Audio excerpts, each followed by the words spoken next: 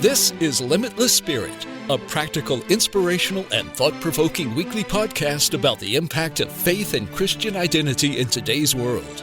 And now here's your host, champion of Jesus and people who love him, world traveler and co-founder of World Missions Alliance, Helen Todd. Welcome to episode 16 of the Limitless Spirit podcast. Within days, many states are going to reopen their economies and allow people to return back to their normal pace of life. But the question remains, are we ready? In this episode, we continue the conversation with Dr. Richard Bartlett, a physician from Odessa, Texas, who is fighting this battle with COVID-19 on the front lines.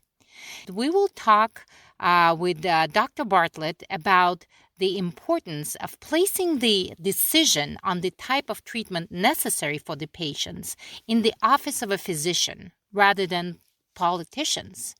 We will discuss the treatment that God revealed to him in a dream, and he has used this treatment successfully on many of his patients.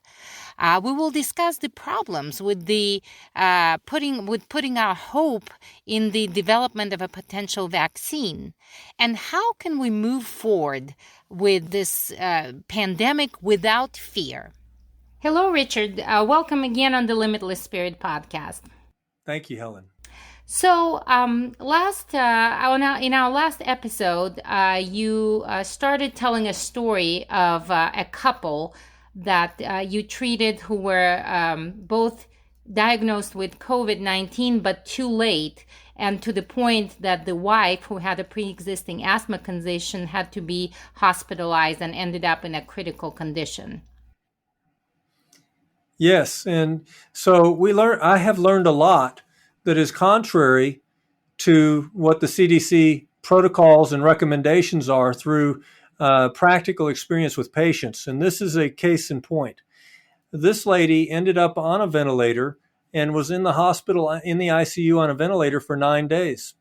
But to the surprise of the doctors and nurses, she did not have the evidence of damage from a cytokine storm, the inflammatory process that's normally started in the lungs and then affects the whole body, causing damage to the kidneys and the heart. She didn't have evidence of those problems. And what this was is because different of with this her was she was started on inhaled steroids early, which is the first line preventive recommended treatment for asthma. The first most important maintenance thing you can do to protect someone from having an asthma attack or death from an asthma attack is inhaled steroids, where corticosteroids, which are anti-inflammatory, are in the lung tissue, and they're anti-inflammatory. They stabilize the cell membranes, and they make it harder for inflammatory chemicals to be released in the tissue where the steroid is. And so it's not going total body; it's just concentrated right where you need it.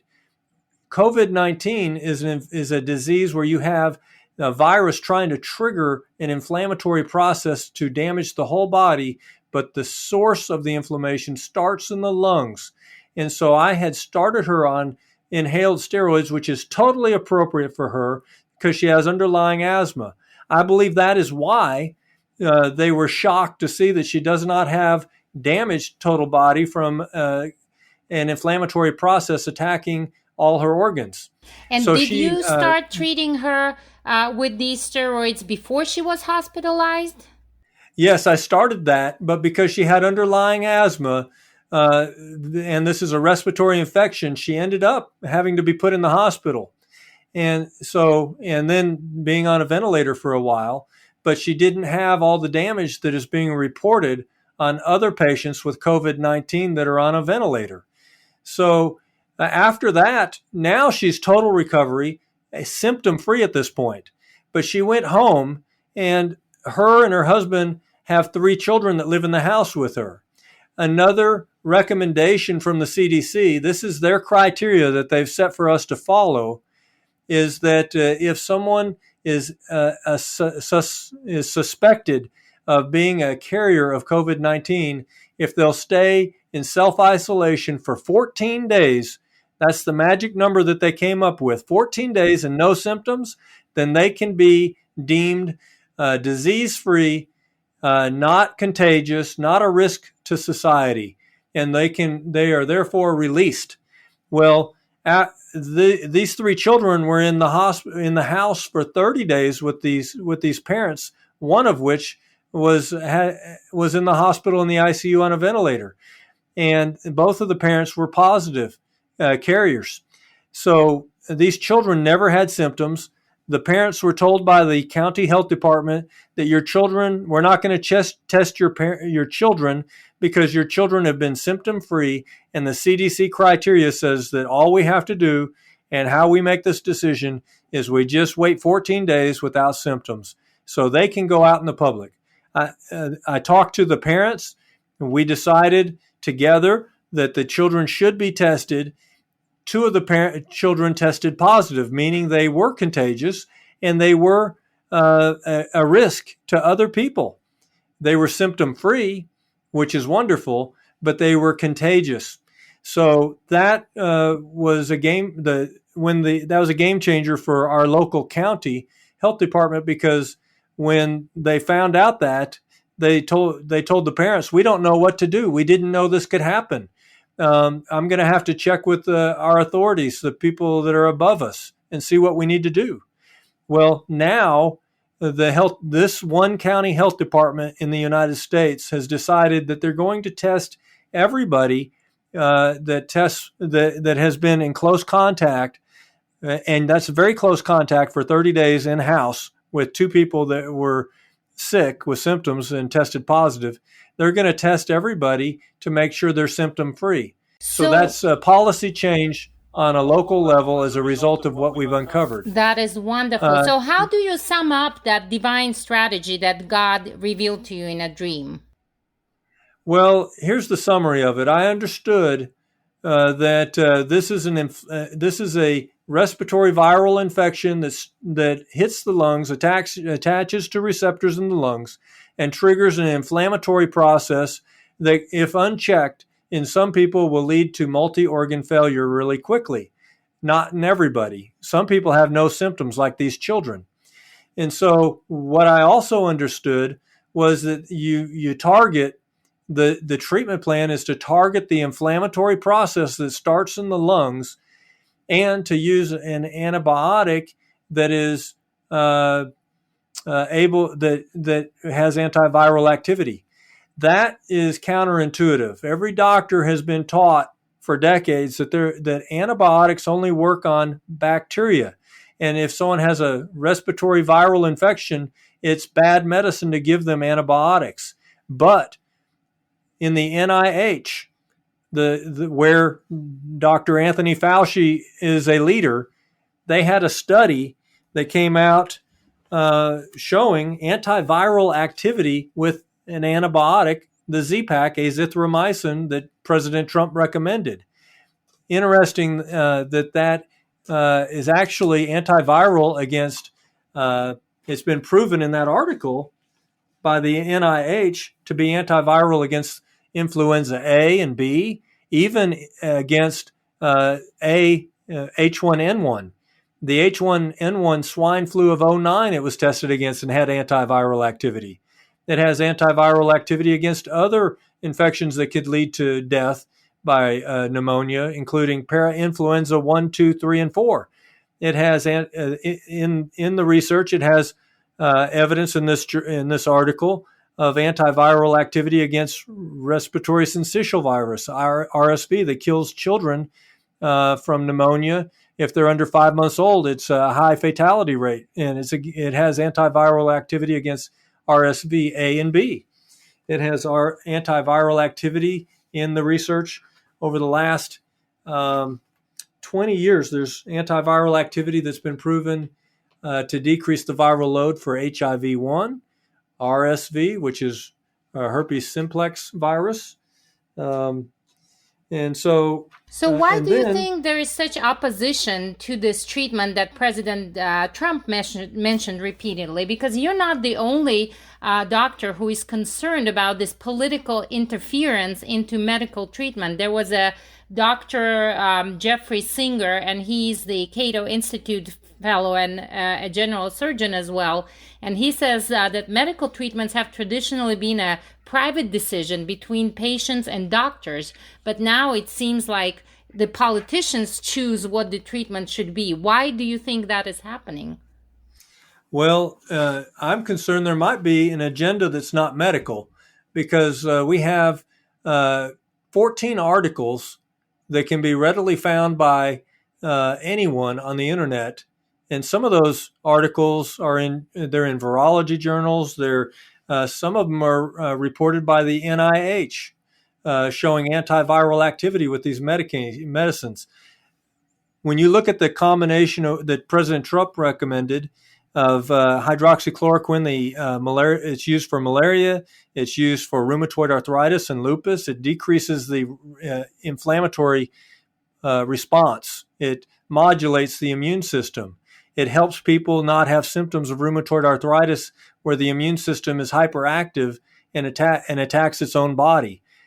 That medicine, along with the azithromycin antibiotic, have between the two of them evidence of antiviral activity against 13 different viruses like dengue fever, Zika. These are things that we've been told are very deadly and dangerous. And so this is all facts and scientific fact that seems to be downplayed or ignored on purpose. It almost seems purposeful to me. And so I look at what is being recommended for the solution, and it's a potential vaccine a year and a half away. And that's problematic too, because I think Iceland discovered that the virus has over 290 mutations. So is it possible to discover a vaccine that will address all of these mutations? That's exactly right. We mentioned that a moment ago in the last podcast that Iceland uncovered 243 mutations in a very short time. In just a matter of months, you've had that many mutations. It's a very rapid mutation rate. A parallel disease, a parallel viral infection would be HIV. And with that disease, they have been trying to come up with a vaccine, throwing all the money and all the research and all the time of it at it for 40 years, and they still don't have a vaccine for it. Actually, the people that have failed to come up with an effective vaccine are Anthony Fauci and Dr. Birx and people that they've been associated with. And so I appreciate their efforts, but it has failed. The latest failure was in South Africa about a month ago. And so I appreciate people trying to solve the problem, but this rapidly mutating virus makes it very hard to ever come up with a vaccine. And I'd hate for us to wait 40 more years before we find out we could never make a vaccine that was effective against COVID-19 SARS-2, and we have had to shut down our country for all that time, holding our breath, being afraid of each other. The reality is that is a real possibility. And if you rush a vaccine to market, you risk not uncovering what might be sequelae, long-term effects that are hazardous to people as a result of the treatment. Whether it's an antibiotic, whether it's any other kind of medication, you need to make sure that it's safe. And that requires trials with large populations. But you don't test it on people until you prove that it's safe with animals. And you don't put it in animals until you have evidence that it's worth doing that in the lab. There's an ethical way to put a vaccine or any treatment out to the masses. And if you rush it, which a year and a half is rushing a vaccine to market, then that's at great peril. And that's not a new idea. During the polio race, they were making the polio race for a vaccine. I mentioned last time there's a book out that anybody could order called Polio, An American Story, where it documents the stats, facts, and figures of thousands of people who died because of the polio vaccine itself, the vaccine, not from the polio disease or virus, and that many more, multitudes more, were permanently damaged by the vaccine. And so that is a historical fact.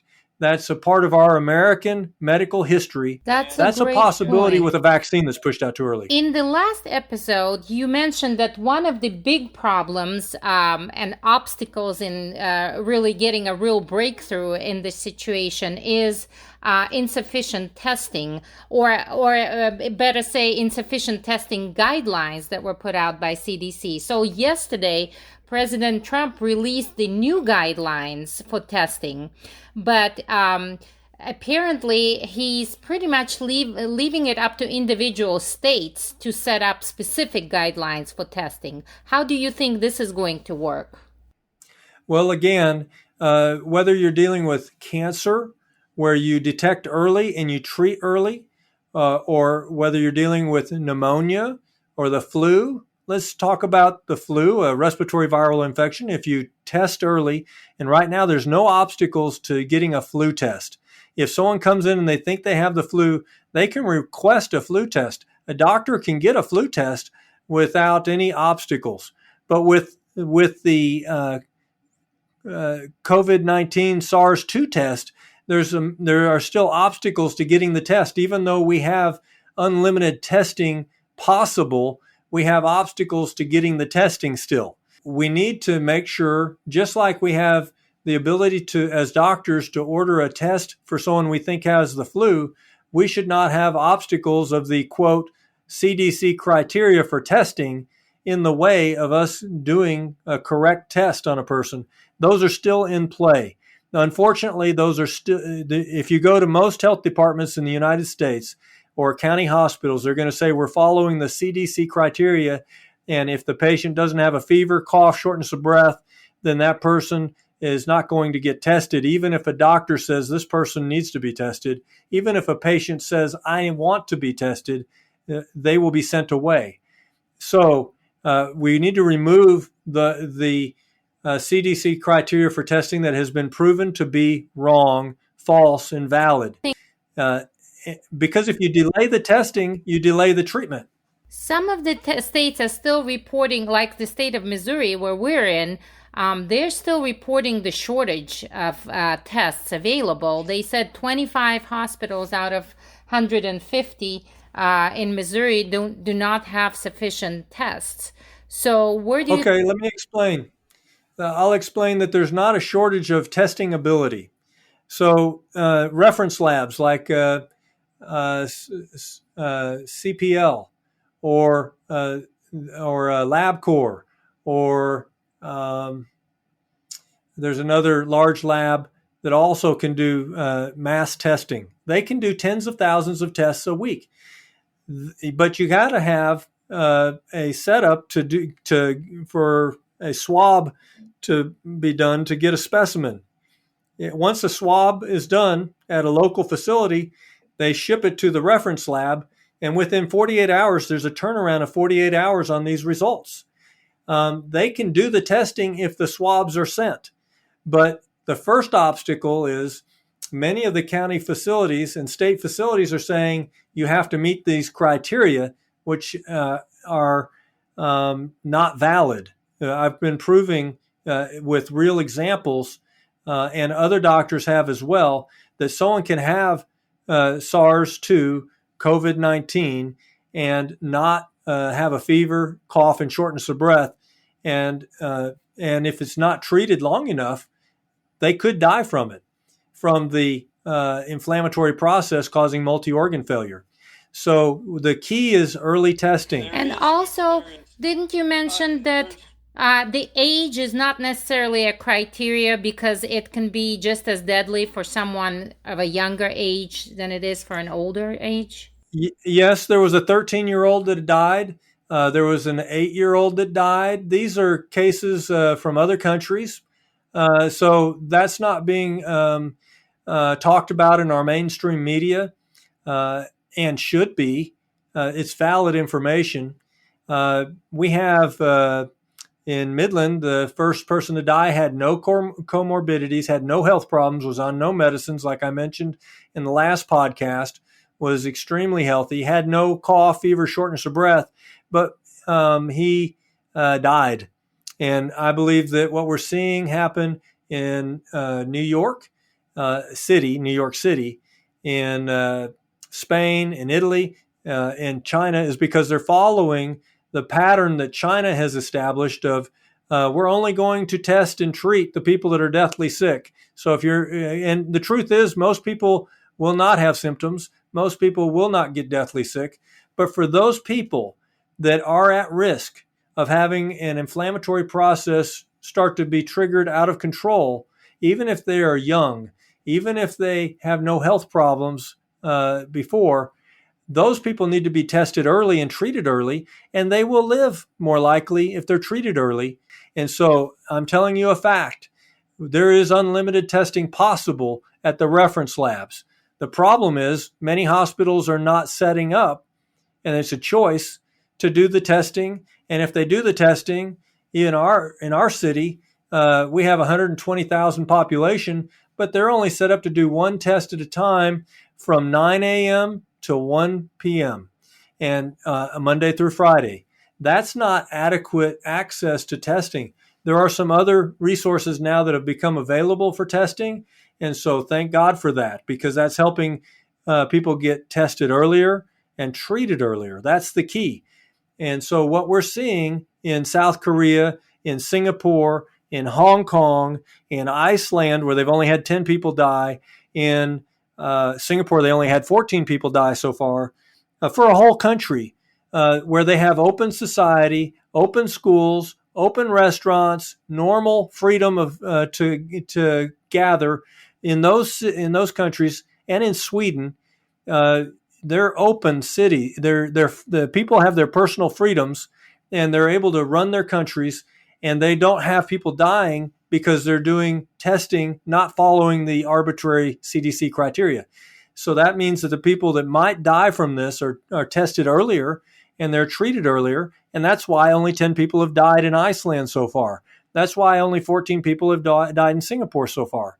And so, on the flip side of that, I have a patient who was a lifelong smoker, who has had 4-vessel bypass heart surgery, who has thyroid disease. She's on a handful of maintenance medicines. She's not a super specimen of perfect health. She was very sick with a lot of symptoms of coronavirus. She had already been swabbed, and the test was sent off before I was contacted to be her doctor. But when I started treating her, she immediately started feeling better. She's symptom-free today. And there's an example that even if someone has a lot of symptoms and they're older and they've had heart disease, which is one of the biggest risk factors statistically, or high blood pressure, which she also is being treated for, that doesn't mean it's a death sentence. This is something that can be handled. This is something that should be tested for early, and obstacles should be removed to the testing, and obstacles should be removed to the treatment. They are using this treatment plan in South Korea. People are being treated in these other countries. And for people to try to shoot down a valid treatment option early is suspicious, at least. And to deprive patients from it is a concern. Here's the other problem. If someone is deathly sick, they have a lot of health problems, they end up on a ventilator. Right now, hospitals are not allowing family members to even come in the hospital to be their advocate. Families normally are the number one patient advocate, and those are being blocked because of COVID-19 protocols. That's a great I'll point. also say, that's yet another limitation of our freedom. yes, we are the leaders of the free world. But the reality is there's 5 nations ahead of us right now in freedom, where they can go to school, go to work, go to restaurants, and they can live normal lives. They can visit their grandchildren. They can visit their grandmothers in those 5 countries, and those countries are not having a disaster. It's because they're not following the CDC criteria. They're not having the limits imposed on them that we are having imposed on us in the United States. I don't think we look as free right now. We don't have the freedom to assemble. We don't have freedom to use the public education system that we pay taxes for. And initially, the only information we had was information out of China. And based on that information that came initially out of China, we were told we needed to follow a certain treatment plan and strategy. And that treatment plan has failed in Italy, Spain, New York City. A different treatment strategy that is being followed from the beginning in those 5 countries of Singapore, Iceland, Sweden, South Korea, and Hong Kong is working, and those people are free. We need to follow that treatment strategy, that testing strategy, and we need to have our freedom restored. So now, as the states are preparing to reopen their economies and return to normal lives, what advice do you have for people of how they can protect themselves, what precautions they can take? So, the reality is that there's a respiratory viral infection, and you get that through respiratory droplets in the air, usually from someone coughing, sneezing, talking close to you. But the reality is now it is widespread in the United States and around the world, and may have been out here and been spread from before January at this point. And so we know it's widespread. Number one, you don't have to be afraid. There is unlimited testing. If you contact your doctor and he's your advocate, as he should be able to help you get early testing if you start to have new symptoms of fever, cough, shortness of breath, or new GI symptoms that are not normal for you, because 50% of COVID-19 patients have GI symptoms. So if you have some new symptoms, seek medical help from a doctor you can trust. And then that doctor should test you. And if he can test you, the swabs can be sent to a reference lab. There are hospitals in West Texas that are able to send unlimited amounts to the reference labs. It's possible to do testing, and then if in the meantime treat the potential disease. We call that empiric treatment. Empiric treatment is not a new idea. We use best medical judgment. We use common sense, and we say if it looks like a horse, sounds like a horse, it's probably a horse. And we use common sense in medicine. This is part of sound medical care, to not wait and let someone get sicker if there's a potential treatment that could save a person from dangerous sequelae, dangerous bad outcomes that could be avoided by early treatment. And so early testing and early treatment is available. There are a lot of options that are being discussed, but the 2 medicines that President Trump recommended have antiviral activity that's been well documented in medical journals, from the NIH to Virology magazine to worldwide magazines.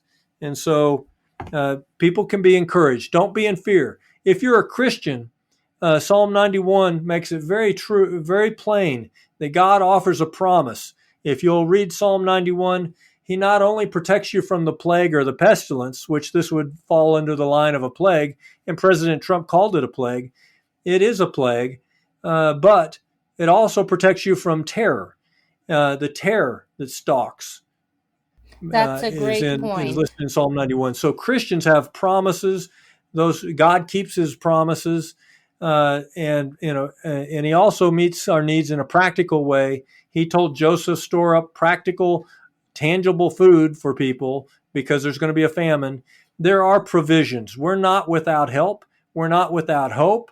The good news is the illusion that this was a disease with an extremely high mortality rate has been disproved by the statistics that are now coming out 5 months later. Real studies out of Stanford, out of Los Angeles County, out of Iceland, and around the world now are showing that this is widespread. We've probably all been exposed to it at some point, or we will be in the near future. and we don't have to hold our breath that we got a death sentence. This is starting to look like it's on the level as far as a death rate, mortality rate, as the flu. And nobody's scared of the flu in general. So you need to look at it that way. It doesn't act like the flu. It is not the flu, but there are people that are recovering, and I have patients. Every one of the patients that I've overlapped with has recovered. And the key is early testing, early treatment. What do you think about the antibody testing? So antibody testing is out now. Most of the tests are made in China. And so I have an opinion now about stuff that comes out of China medically. But if someone has there are 5 classes of antibodies, GMADE. M antibodies show that you have that you've just gotten exposed and your body's starting to build an immune response to what you've been exposed to. So if you have a positive IgM test to COVID-19, SARS-2, then that means that you're in the acute stage. You have recently been exposed and your body is just now mounting an immune response to it. Antibodies are what our body makes. The second test that's out is IgG. IgG antibodies show that you have now established an immunity to this virus. You've been exposed to it in the past. It doesn't say how far in the past. So some of the tests that are coming out now have IgG and IgM on a fast test that is done in 15 minutes. They do a finger stick, they put some blood on this test, and it can show in 15 minutes if you have IgG or IgM. If you have both IgG and IgM, if you have IgM, then you have recently been exposed. You might be contagious. You're in the acute reaction to it. If you have a negative IgM and a positive IgG, then that shows that you have been exposed to it in the past and you are not in the acute stage. There is a test also out there that says that is only for IgG. That shows that you've been exposed to it, but it doesn't tell if you're in that window of opportunity where you still might be contagious and you might be transitioning from the acute infection of IgM to IgG. So that test is not very useful, although there are doctors that are now using it in their offices, and there may be hospitals coming out with that. We need to know if someone's contagious. I think personally the best test is the swab in the throat or the nose that's looking for the virus itself, because if it's there, then you are contagious.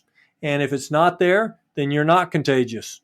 And at some point later on, at this point, it is available. You could check and see if you have IgM, IgG, and if you have a negative IgM and a positive IgG, then you have been exposed and you're no longer contagious.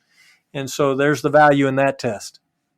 And my final question is, do you think this virus can be eradicated completely? So here's an interesting thing. We had a novel respiratory viral infection that we were supposed to be very afraid of, according to the CDC in 2009. That was called swine flu, H1N1.